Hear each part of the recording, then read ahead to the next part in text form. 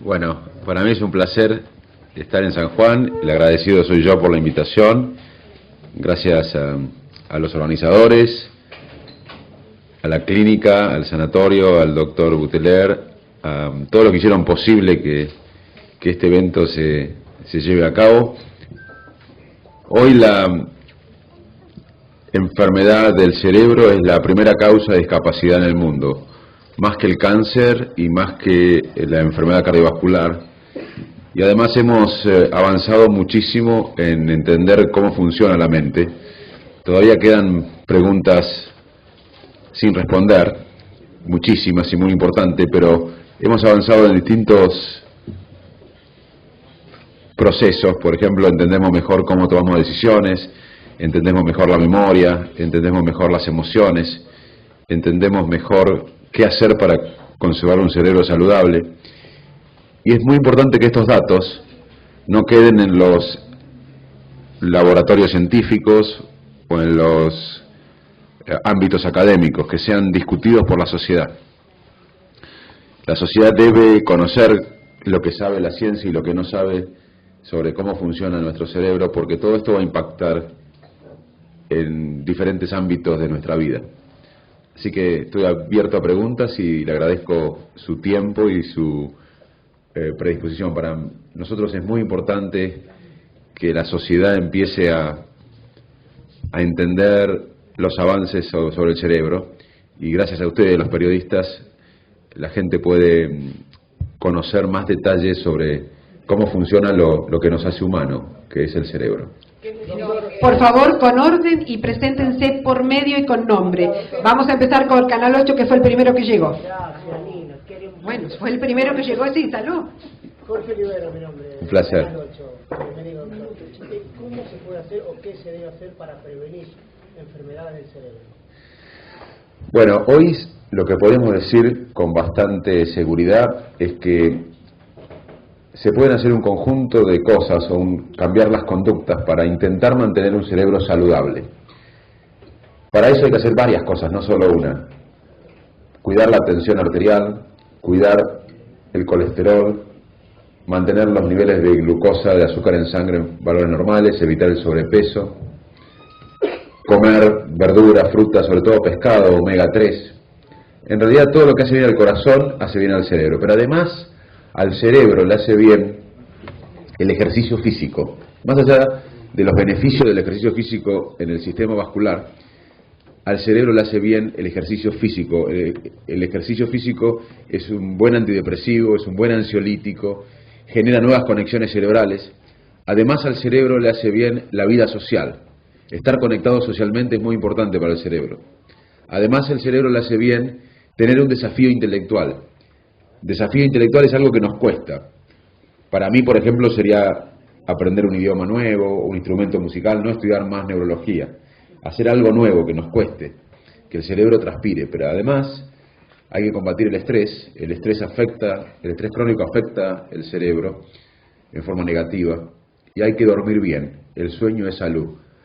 Así que, como ven, no hay una sola cosa, sino un conjunto de cosas y conductas que uno puede hacer para intentar mantener un cerebro saludable. Bien, por favor. Roxana Carbona de FM 107, Hola. doctor. Un minuto. Gracias por todo. Saludos protocolares. Sí, saludos protocolares. Roxana Carbona de FM 107, ¿cómo le va, doctor? Hola, ¿cómo andás? Muy bien. En Australia, en Inglaterra hay un plan contra el Alzheimer. Sí. Usted ha luchado mucho por una ley acá en la República Argentina. En Chile se ha aprobado este plan hace muy poquitos meses. Argentina, ¿qué le falta para aprobarlo y cuál va a ser la diferencia de los otros o qué se puede tomar de los otros países tan avanzados en la salud que acá en Argentina no estamos a la par de ellos? Bueno, es una buena pregunta, gracias. El Alzheimer es una epidemia ya. ¿Qué es el Alzheimer? Es una enfermedad que afecta al cerebro, donde mueren neuronas, es progresiva y no hay cura.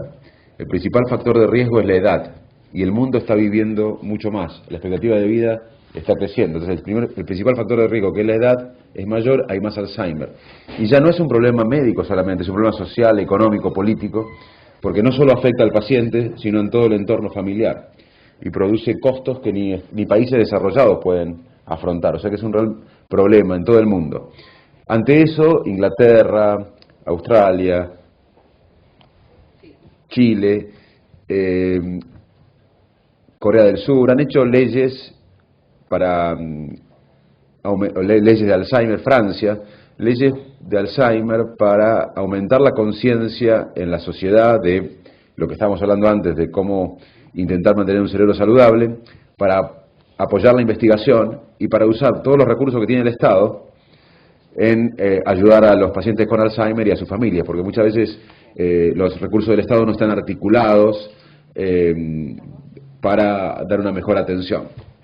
Acá yo asesoré al diputado de Pedro para la ley de Alzheimer, que creo que fue aprobado en diputados, y si entiendo bien, ya pasó de diputados y falta que lo apruebe el Senado. Pero sería muy importante para el país que esta ley se apruebe, porque esto permitiría al Estado argentino educar en todos los hospitales, en todas las unidades de salud, a enfermeras, a médicos, a profesionales de salud para ayudar a los pacientes y a la familia. Hoy debemos articular esfuerzos desde el sector privado y público para combatir esta epidemia. Perdón. Voy a preguntar para terminar el tema de Alzheimer. Ahora, ¿qué se puede hacer, aparte de la farmacología que existe para poder sobrellevar esta enfermedad, qué se puede hacer en forma natural y en conjunto con la sociedad y la familia que lleva este problema? Bueno, el principal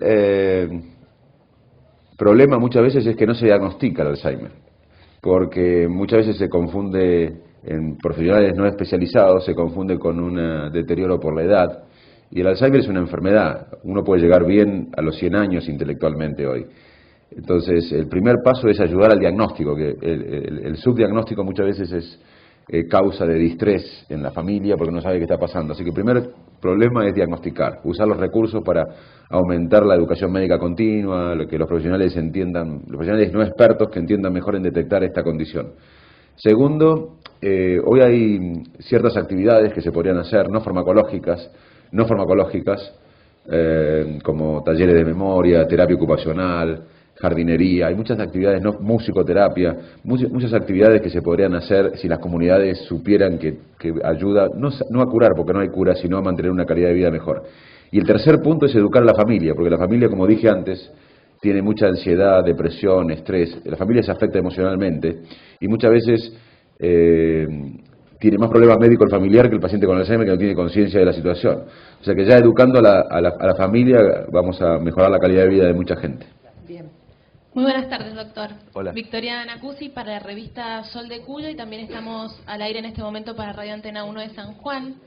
Consultarle, porque el doctor René Favaloro soñaba con estudiar el cerebro. Muy bien. ¿Usted de alguna forma está cumpliendo ese sueño? Bueno, René Favaloro, como bien decís, tenía el sueño de estudiar la relación corazón-cerebro. Y en el 2006, luego de su fallecimiento, cuando los sobrinos Roberto y Liliana y el comité de la fundación me eligen para crear el Instituto de Neurociencia de la Fundación Favaloro, que era un poco el sueño de René, de estudiar el cerebro, para mí fue un gran orgullo, y para mí es un gran orgullo ahora ser rector de la Universidad Favaloro, además, donde cada día que me levanto pienso que estoy contribuyendo con mi granito de arena para continuar, como muchos otros, el legado de uno de los argentinos más importantes del siglo XX. A quien conocimos en San Juan y lo queremos y respetamos mucho. Señorita. Doctor, buenas tardes. Adriana Vera, de Radio La Red. La verdad es que estamos viviendo momentos muy difíciles en general. Para cualquier ser humano se le hace muy difícil comprender situaciones como las que se vivieron en el partido Boca River. La pregunta es, ¿qué pasa por la mente de esos seres humanos cuando directamente van a atacar a alguien sin importarles nada de las consecuencias que después traen, inclusive deportivas, ¿no? ¿Qué pasa por la mente de los seres humanos hoy que no sentimos al otro que está al lado, no lo sentimos? Sí, es una pregunta que no tiene una respuesta fácil y tampoco tiene una respuesta solamente desde la biología. La violencia es un proceso que tiene múltiples causas. La neurociencia puede aportar un aspecto para entender la violencia. De hecho, sabemos que hay dos tipos de violencia, la premeditada y la impulsiva. Pero hay muchas causas de violencia. La violencia tiene muchas causas. A mí, tratando de responder como ciudadano, más que como experto en el cerebro, lo que me preocupa es el contexto, porque el cerebro es violento muchas veces, en general, en todas las culturas, desde que el hombre apareció en la Tierra hay violencia. Pero los países que mejoraron, los países que desarrollaron, mejoraron instituciones o construyeron instituciones para que haya una sanción social. Cuando muchas veces no existe la sanción social o las instituciones fuertes, en ese contexto la violencia se hace más intensa, se difunde más. Así que cerebros violentos, corrupción, es parte de la naturaleza humana. Lo que tenemos que hacer como sociedad civilizada es instituciones fuertes que castiguen estas conductas cuando perjudican al resto y más sanción social. En la Argentina muchas veces estamos perdiendo la sanción social. Esta gente puede estar en 6 meses caminando por la calle y disfrutando algo, y la sanción social es el mecanismo que yo veo que los países que han prosperado han tenido para combatir estas conductas. Canal 5. Doctor, ¿cómo le va? Hola, un placer. De Canal 5. La pregunta es, ¿qué pasa en aquella persona que tiene el cerebro afectado después de una ACV, las consecuencias y cómo es una recuperación llegando a un 100%? Depende del accidente cerebrovascular, del tipo. Hay dos tipos: uno hemorrágico, cuando la arteria se rompe y la sangre se libera dentro del cráneo y produce una lesión cerebral, y otro es cuando es isquémico, cuando hay un trombo y se tapa la arteria y se muere el tejido al que la arteria le llevaba el oxígeno. Depende también de la localización. Hay zonas del cerebro que producen menos efectos, o sea, daños en ciertas zonas producen menos efectos, y hay zonas más críticas, más claves, que producen un efecto importante. Por ejemplo, si hay una lesión cerebral en alguna área involucrada en el lenguaje, quizá la persona no pueda hablar, y esa lesión no tiene que ser relativamente grande. Puede haber otra lesión más grande, otras zonas que no tienen una función tan marcada, y el paciente tener menos secuelas. O sea que depende del tipo de lesión y depende de la localización. Lo que hoy sabemos, en cuanto a la pregunta de recuperación, es que el cerebro tiene plasticidad. El cerebro humano se adapta al entorno. Y incluso después del accidente vascular o de cualquier injuria cerebral, hay plasticidad, que bien guiada por profesionales pueden producir una recuperación muy importante, pero depende del caso y de la situación. Hay personas que se recuperan totalmente, hay personas que quedan con mucha secuela y hay personas que quedan con secuela intermedia. Depende de la situación particular. Canal 4. Sí, doctor Manes, bienvenido, un gusto. Mi nombre es Victoria, Hola. de Canal 4, y quería consultarle dos cosas. En primer lugar, ¿cuáles son las cosas cotidianas, los males que afectan al cerebro, las cosas cotidianas que hacemos que lo dañan? Y justamente de esas cosas, ¿qué podemos hacer en forma cotidiana para hacer esa gimnasia cerebral, cuidar nuestro cerebro? Y por otro lado, ¿por qué de la misma forma que se hace un chequeo, un ecocardiograma, por ejemplo, no se hace un estudio del cerebro, no está contemplado como un chequeo regular? Sí.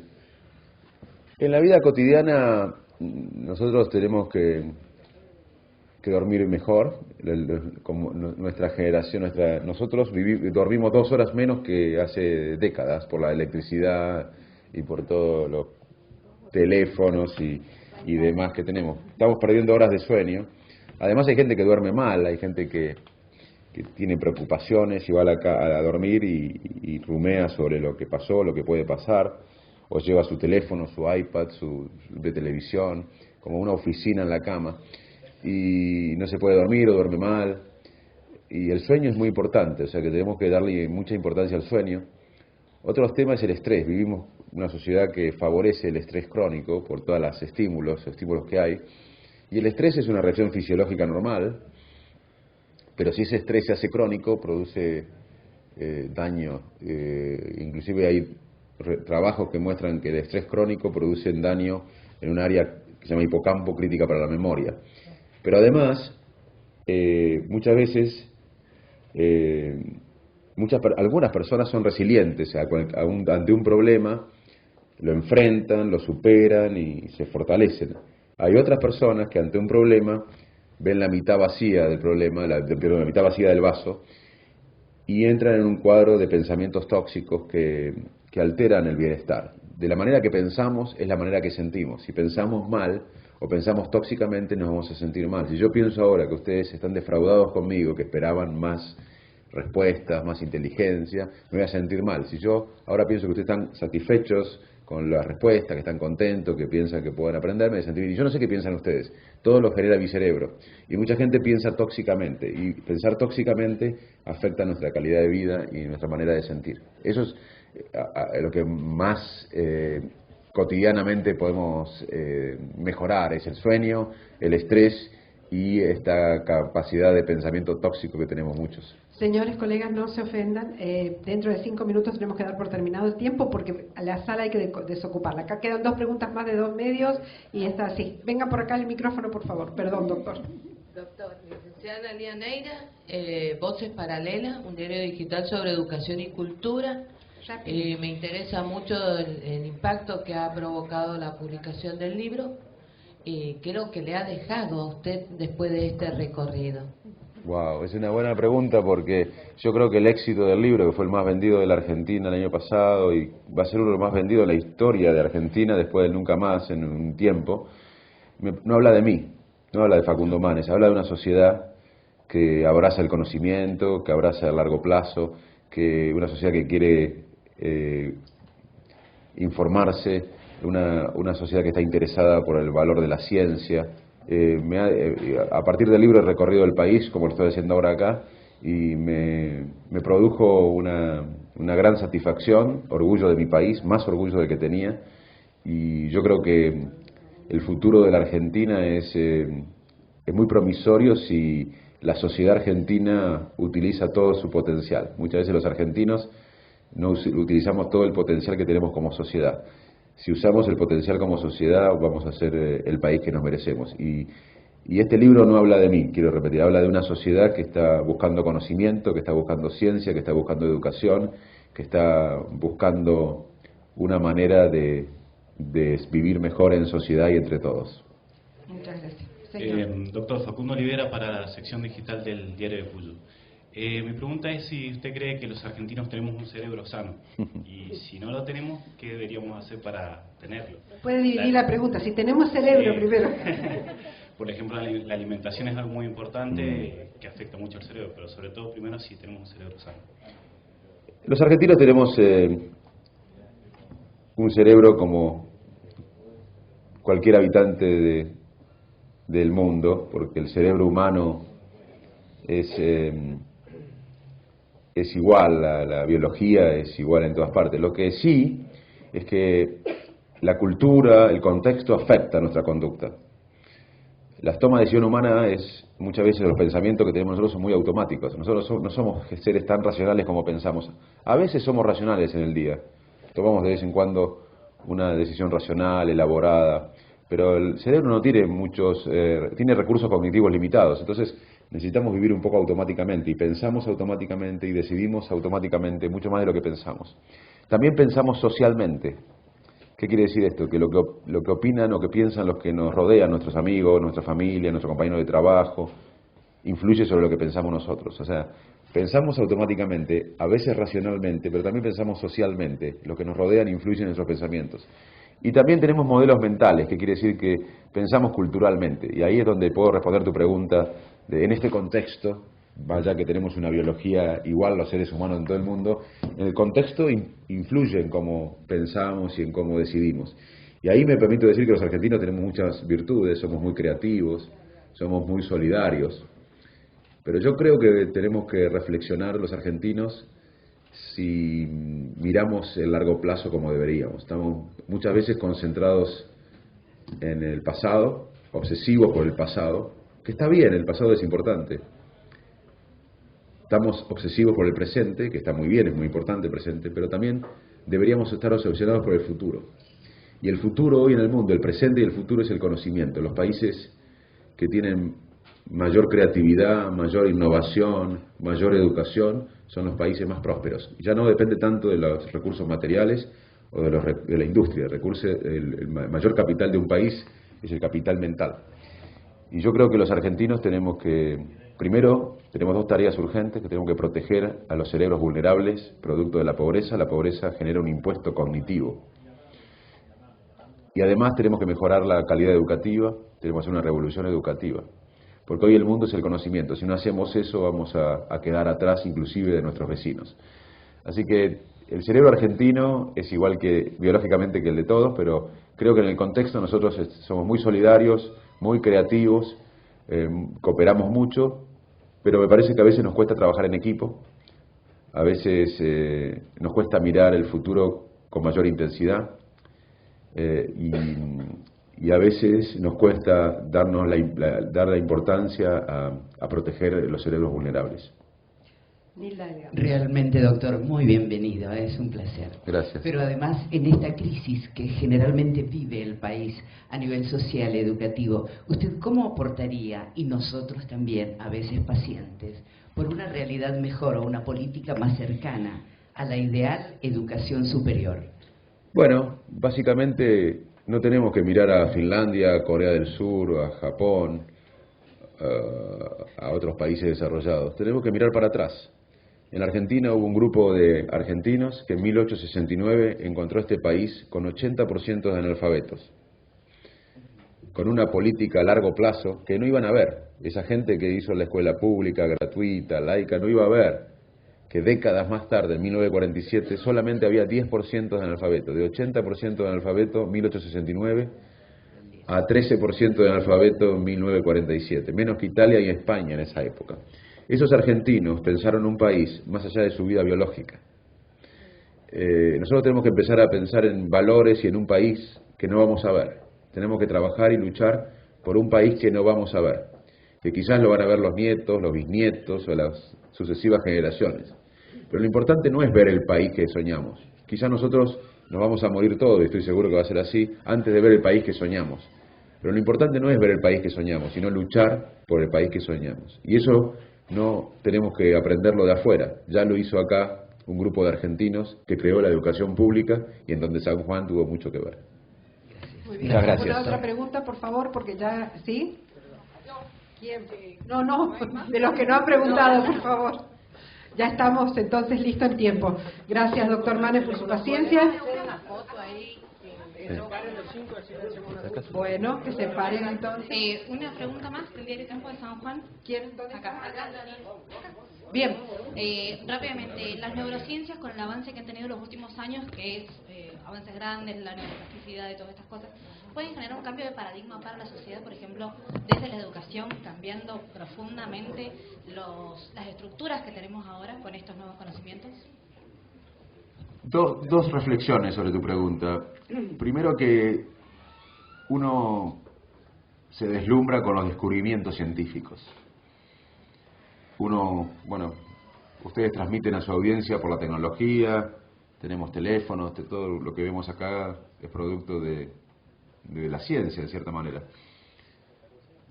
Pero para mí lo más importante de la ciencia no es tanto los espectaculares descubrimientos, sino el método científico. Los científicos trabajamos en equipo, nosotros no trabajamos individualmente. Es más, el conocimiento actual no se genera en forma individual. En las ciencias duras como la ingeniería, la matemática y en las ciencias humanísticas, el conocimiento se genera en equipo. Y los científicos pensamos en equipos, trabajamos en equipo. Los científicos revisamos el pasado. Nosotros cada vez que tenemos un experimento nuevo, o una idea nueva, no lo hacemos de cero, no inventamos la rueda.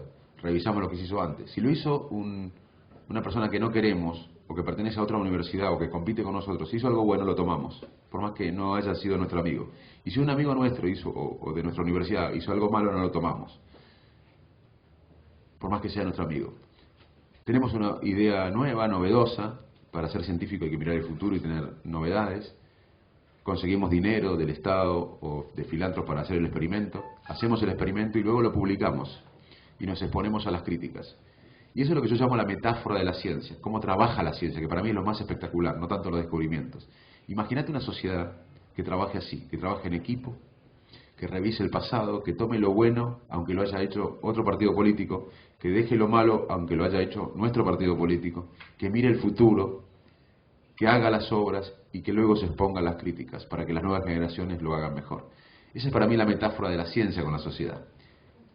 También hay una metáfora, obviamente lo que vos preguntabas del cerebro, cómo influye específicamente los avances del cerebro en la educación. Bueno, los avances del cerebro van a impactar en la educación, en la economía, en la ley, en la filosofía, porque todo lo hacemos con el cerebro. Y hoy sabemos, por ejemplo, que aprendemos con lo que nos motiva, con lo que nos inspira y con lo que nos parece un ejemplo. Así que un maestro puede tener la técnica educativa A, B o C, pero si el maestro no inspira, no motiva o no es un ejemplo, el chico no va a aprender. Entonces, claramente la neurociencia tiene mucho para aportar en diferentes disciplinas. Pero sería un error para nosotros darles consejo a los maestros, a los abogados, a los economistas. Tenemos que trabajar conjuntamente. O sea que yo creo que es el marco ideal en esta etapa para trabajar los científicos, los neurocientíficos con los maestros, codo a codo, sin jerarquía, para tratar de que los maestros aprendan algunas cosas de la neurociencia o cómo aprende el cerebro para trasladarlo a las aulas. De hecho, la educación, a última instancia, son dos cerebros conectados. Y también que los neurocientíficos aprendamos la situación real de las aulas. O sea que no veo algo unidireccional, veo el trabajo conjunto. El desafío de la neurociencia es trabajar conjuntamente con otras disciplinas para mejorar la calidad de vida de todos. Bien, señores, muchas gracias a todos los medios. Gracias, doctor. Gracias.